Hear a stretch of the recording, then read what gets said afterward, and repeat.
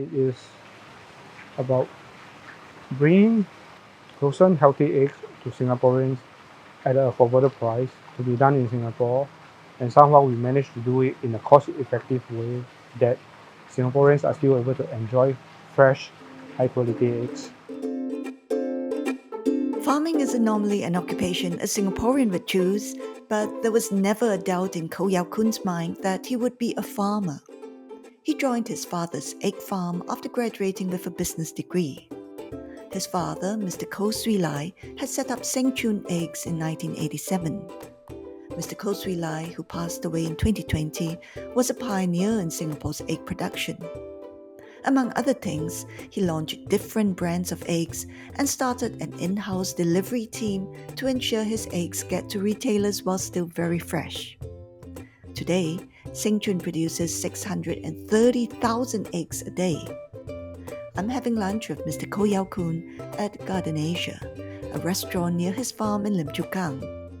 Over dishes made from locally sourced ingredients, we talk about the future of farming and how Singapore can further secure its food supplies. What is the meaning or the story behind the brand Seng Choon? Seng Choon is originally the provision shop we set up in Yio Chu Kang. The provision shop was called Seng Choon. And so from that provision shop, they branch out into selling feed. And from feed, go into feed milling. And feed milling into pig farming. My dad only has a primary 6 education, and he was given a chance to bid for land to do chicken farming. And he went for it, and without knowing anything about chicken farming, he started the farm, went to America to see how it was done, went to Europe to see how other farmers did it, brought back the latest farming technologies, and tried to keep abreast of what the latest farming trends are. So I would say that he is very persistent, very curious, and I would say very bold, because he started egg branding when no one was doing egg marketing. So I would say it's out of necessity, because farming in Singapore is difficult. We are at a cost disadvantage. So prior to your dad doing this, people were not branding eggs? I would say that was early 90s, late 80s. Nothing was branded in Singapore, as in for the farm products.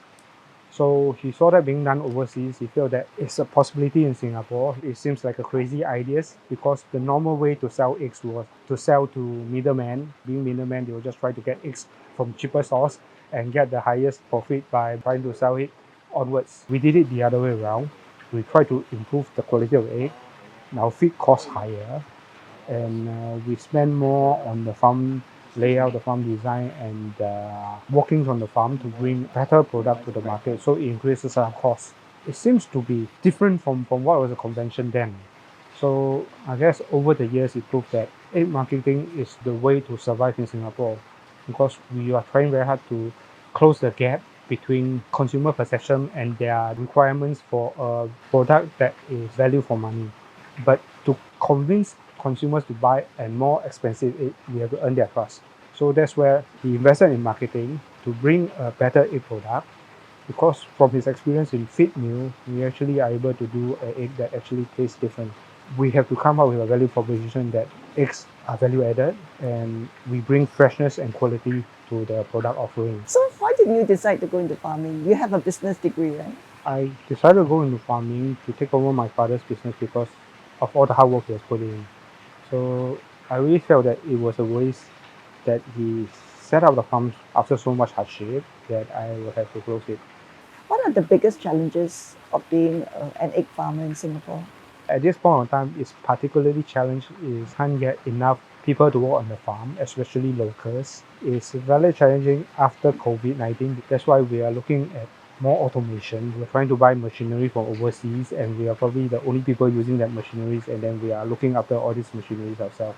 But automation really takes time. We have been doing automation for so many years. All the low-hanging fruits, all the easy automation stuff, we have already put in all the parts that we could automate.